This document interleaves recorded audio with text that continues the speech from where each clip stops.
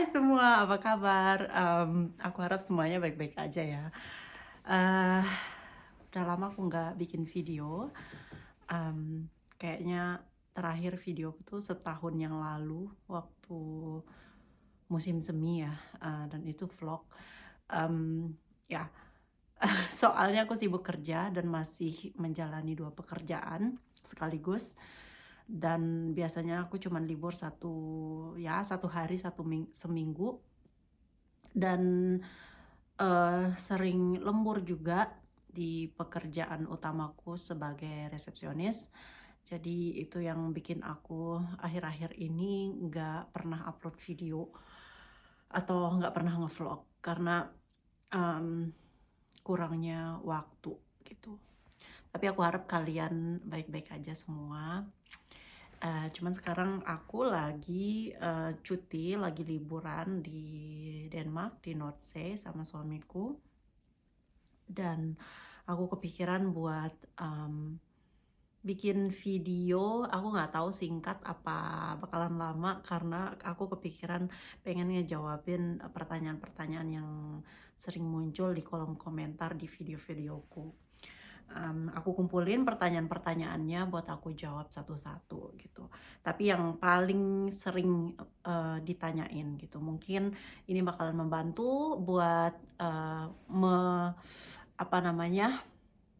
buat meringkas pertanyaan-pertanyaan kalian yang pengen ke Jerman buat Ausbildung atau buat au pair, buat FSJ dan sebagainya.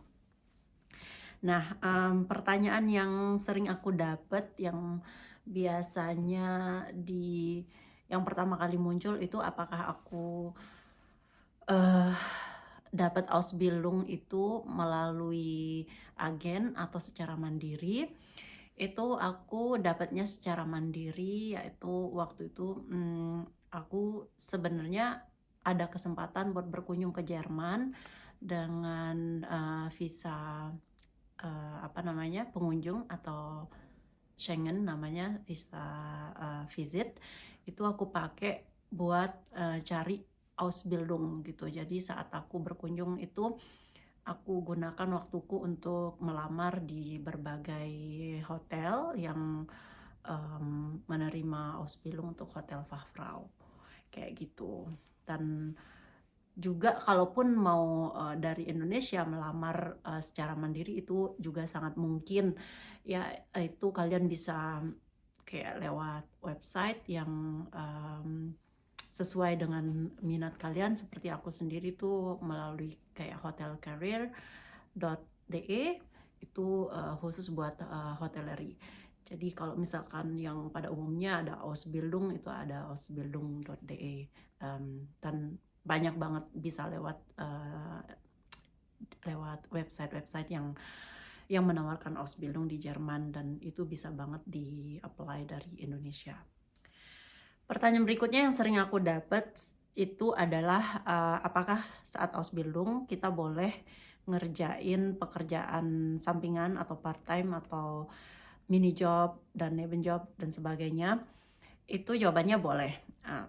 Asalkan kita ngasih tahu tempat kita Ausbildung itu, kalau kita mau punya part-time atau nebenjob, dan biasanya diizinkan kalau jenis part-time yang mau kita kerjain itu di luar dari bidang yang Ausbildung yang kita kerjain. Seperti misalkan kalau kamu lagi Ausbildung di hotel, misalkan aku, dan part-time-nya itu nggak boleh di bidang yang sama. Seperti kamu ngerjain part-time di hotel itu nggak boleh. Jadi kayak misalkan kalau mau di toko di cafe, di ice cafe, atau kayak aku dulu di tempat jual makanan yang siap saji seperti waktu itu makanan vegan, makanan bowl gitu, itu boleh. Jadi asal jangan di bidang yang sama, selalu boleh gitu. Dan izin tinggalnya atau izin bekerjanya juga memperbolehkan kita secara legal bekerja part-time ya. Yang berikutnya adalah pertanyaan yang mungkin basic, tapi lumayan sering. Itu apakah ada batasan umur, batasan tinggi badan untuk bekerja di perhotelan atau melamar Ausbildung? Menurut pengalaman aku sendiri itu sebenarnya nggak ada batasan, karena aku sendiri memulai Ausbildung itu dengan umur 28 tahun dan tinggi badanku juga nggak tinggi-tinggi banget, aku 153 cm. Ya, dan boleh-boleh aja gitu, nggak ada pertanyaan saat interview tinggi badanku berapa, tapi umur ya ada dipertanyakan gitu, cuman nggak menjadi nggak menjadi tolok ukur gitu apakah seseorang itu orang yang pekerja keras, rajin, atau termotivasi untuk melakukan Ausbildung tersebut gitu.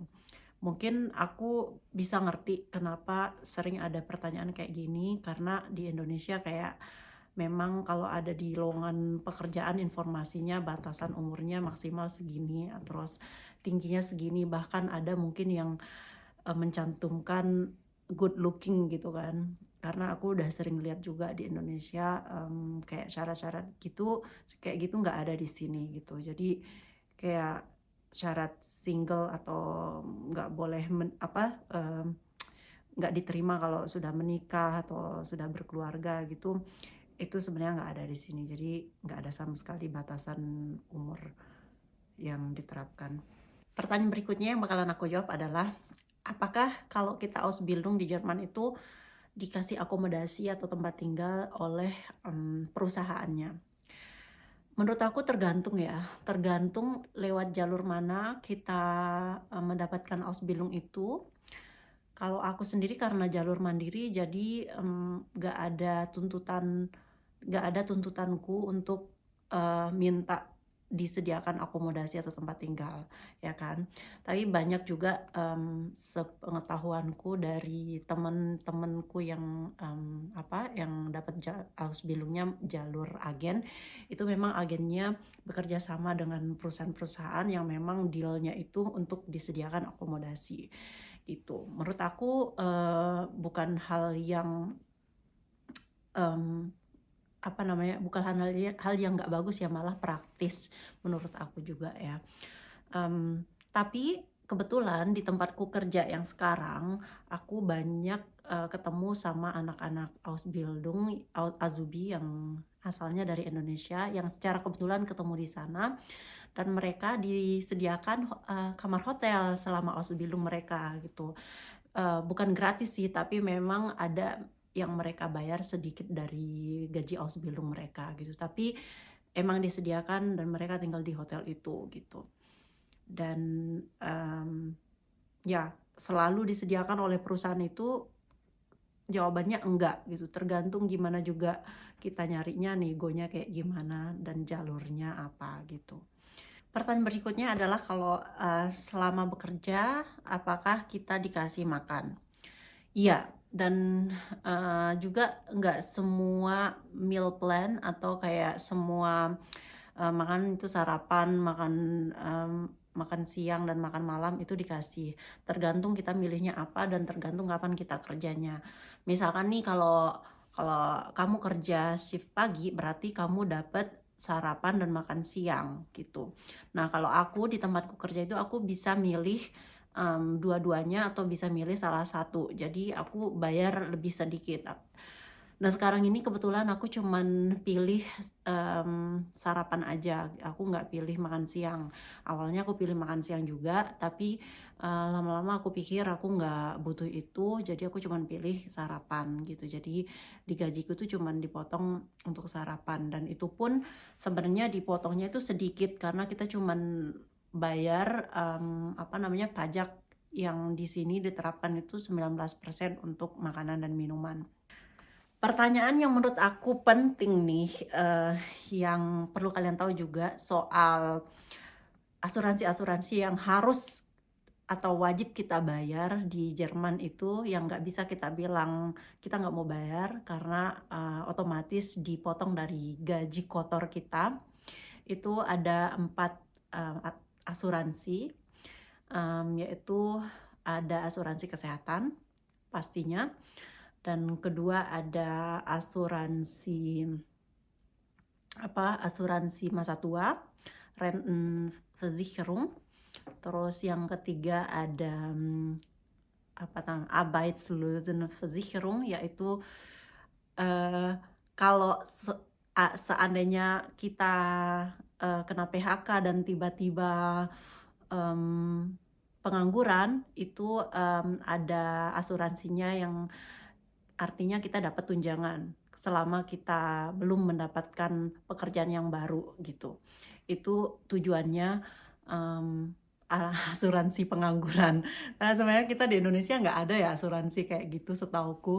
Jadi aku kayak mikir kayak gimana ngejelasinnya. Jadi kayak contohnya waktu aku Ausbildung lulus Ausbildung itu aku terpaksa pengangguran karena izin bekerjaku itu belum keluar. Jadi 1 bulan aku dapat tunjangan dari Arbeitsföragentur itu sekitar, kalau aku pikir-pikir 60% dari gaji terakhir gitu yang aku dapat dari pemerintah Jerman. Jadi itu asuransi yang ketiga. Nah, asuransi keempat itu Pflegeversicherung. Jadi asuransi masa tua yang kalau kita nanti pas tua masuk Pflege itu ada asuransinya kayak gitu. Dan itu wajib dibayar, nggak bisa dihindari dari gaji bruto. Kalau aku boleh bilang sekarang potongan gajiku dari asuransi itu mungkin, aku harus hitung bentar, berapa persen ya, aku cuman bisa kasih tahu persenannya berapa yang dipotong. Saya kasih nochmal dein Rechner mir ausleihen bitte, ich habe Den Dings? ja, dein Rechner, ganz kurz, ich habe das nicht hier auf dem iPad. So, aku hitung berapa persenannya ya dari potongannya itu. Sekitar 35% yang dipotong, atau ya kurang lebih sekitar 35% yang harus dipotong ke asuransi dan selebihnya itu aku dapat netonya gitu. Danke. Ada satu pertanyaan yang nanya soal apa itu bedanya hotel Fach dengan restoran Fach. So, kalau hotel Fach itu kita belajar hampir semua departemen di perhotelan itu, seperti di resepsionis, di restoran, bar, reservasi, bahkan juga kadang-kadang di dapurnya, terus juga di manajemennya juga, atau mungkin di bidang akuntingnya juga ya. Tergantung hotelnya besar apa enggak, banyak departemennya apa enggak gitu. Itu semua dipelajari. Nah, kalau restoran Fach itu cuman mencakup pelajaran tentang di bidang restoran yang mengenai makanan, terus juga minumannya, terus emang fokusnya ke servis ya. Jadi juga mempelajari juga tentang minuman-minuman di bar. Tapi kadang-kadang juga ada kursus yang harus diambil untuk bisa jadi bartender gitu. Tapi restoran Fach itu fokusnya di bidang servisnya, jadi bidang waitressnya gitu. Tapi kalau misalkan jadi barista, tapi kayaknya itu mengharuskan untuk ambil kayak apa sih namanya, di sekolah biasanya di Berufsschule itu atau di sekolah Ausbildung itu ada kursus ekstra yang bisa kita ambil gratis untuk bisa mempelajari bidang seperti barista kayak gitu, yang bisa membantu kita buat jadi barista kalau misalkan memang tertarik. Tapi kalau restoran Fach itu memang fokusnya untuk melayani dan di bidang servisnya. Tapi sekarang itu restoran Fach dan hotel Fach itu dijalaninya itu selama 3 tahun. Sebelumnya pas zamanku aku itu restoran Fach itu cuma 2 tahun dan hotel Fach itu 3 tahun. Tapi sekarang aku nggak begitu yakin sejak kapan, mungkin sejak 2 tahun lalu sudah diterapkan selama 3 tahun juga untuk restoran Fa. Kalian mungkin bisa cari di internet dari sejak kapan sebenarnya, cuman aku nggak begitu yakin sejak kapan. Pertanyaan selanjutnya itu tentang dokumen-dokumen yang dibutuhkan saat kita melamar Ausbildung. Nah, menurut pengalamanku sendiri saat aku Ausbildung itu aku bawa semua ijazah-ijazah yang aku terjemahin secara tersumpah dan juga bukti-bukti pengalaman kerjaku seperti sertifikat-sertifikat bekerja sebelumnya, dan juga yang pastinya sertifikat bahasa yang dulu itu aku lulus tes bahasa Jerman B1 dan juga CV. Nah, pada akhirnya yang di keep itu cuman CV ku aja, yang lainnya nggak dibutuhin. Mungkin aku mikirnya dulu tuh karena ya melamar Ausbildung itu nggak butuh kayak yang ribet-ribet ya, namanya juga melamar Ausbildung cukup lulusan kayak istilahnya lulusan sekolah SMA, nggak perlu juga kayak pengalaman kerja ini itu, karena ini kan Ausbildung tuh sekolah istilahnya magang gitu kan. Jadi kalau aku bisa bilang sebenarnya nggak begitu dibutuhkan, cuman tergantung juga di mana tempat kita melamar itu sendiri sih. Aku nggak bisa bilang semua perusahaan sesantai itu, tapi nggak ada salahnya juga kita nyiapin apa namanya, buat cari aman aja gitu. Kalau seandainya tiba-tiba dibutuhkan, ada yang harus kita buktikan kita lulusan ini atau misalkan level bahasanya kayak gini, alangkah baiknya buat jaga-jaga ya disiapkan sih. Ada pertanyaan khusus tentang apakah boleh menggunakan hijab saat kita bekerja waktu Ausbildung. Menurut yang aku lihat sendiri di lapangan gitu, ada beberapa yang membolehkan. Ada buktinya waktu itu aku masih di sekolah Ausbildung, dan ada beberapa orang yang aku lihat dan aku tanya langsung yang memakai hijab, yang maksudnya di Hotel Fah ya. Aku tanya langsung, itu kamu kerja boleh pakai hijab apa enggak, hotelnya bintang berapa gitu. Waktu itu kerjanya di Hotel Bintang 4 dan juga dia memang orang Arab yang kelahiran di Jerman gitu. Ya dia dibolehkan pakai hijab, dan ya menurut aku sih tergantung profil dari perusahaan yang tempat kita melamar itu ya. Kalau misalkan CV kita udah pakai hijab terus tiba-tiba ditolak, ya berarti mungkin memang nggak dibolehkan gitu. Tapi kalau di tempatku kerja sendiri, beberapa bulan lalu ada anak yang praktik atau yang kayak ada praktikum selama 3 minggu itu, anak sekolah, dia pakai hijab dan itu nggak ada masalah gitu. Salah satu pertanyaan yang penting buat kalian tahu adalah soal berapa banyak hari cuti atau hari libur kita setahun. Standarnya itu kalau baru mulai masuk di sebuah perusahaan itu dikasih 24 hari atau 25 hari dalam setahun. Dalam artian itu 5 minggu ya kurang lebih. Kalau itu 25 hari kerja maksudnya, bukan harinya 25 gitu. Berarti itu 5 minggu satu setahun ya, dan itu berbayar. Dan biasanya setiap tahun itu dikasih tambahan cuti kayak 1 hari, nambah 1 hari setiap tahunnya gitu. Dan itu normal 24 atau 25 hari setahunnya dikasih. Gaji part-time selama 1 bulan berapa, Kak? Kalau tahun ini itu sudah dinaikkan basisnya itu 560 euro. Kalau waktu aku Ausbildung dulu itu 450. Basisnya itu yang itu maksimal itu bebas pajak ya. Kalau misalkan kalau kalian melebihi basis itu, gaji part-time-nya itu harus bayar pajak.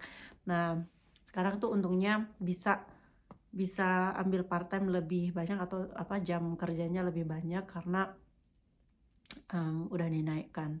Itu aku bersyukur banget sih. Nyari part-time di sana gampang nggak ya? Terutama buat Ausbildung, ada waktu nggak ya buat part-time?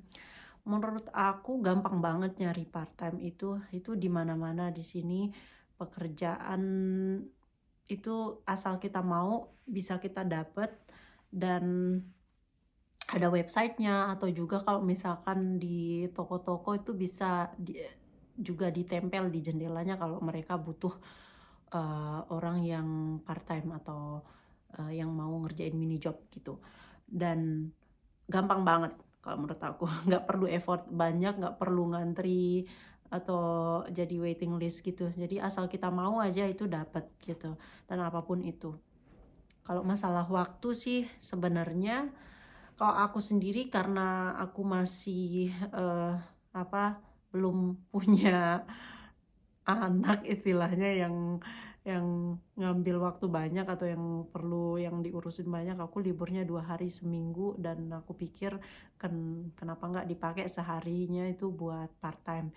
Jadi setiap orang itu punya waktu yang sama dan juga pilihan yang sama. Jadi yang membedakan itu mau apa nggak mau, itu aja sih. Jadi kayaknya itu aja deh pertanyaan-pertanyaan yang bisa aku jawab sekarang ini. Kalau misalkan kalian ada pertanyaan-pertanyaan baru yang nggak ada sebelumnya di video ini, silahkan tulis di kolom komentar. Nanti bakalan aku jawab sebisaku ya. Dan semoga ini bermanfaat buat kalian yang mau berkarir di Jerman, yang memulai Ausbildung, dan nanti selanjutnya pengen lanjut kerja di Jerman.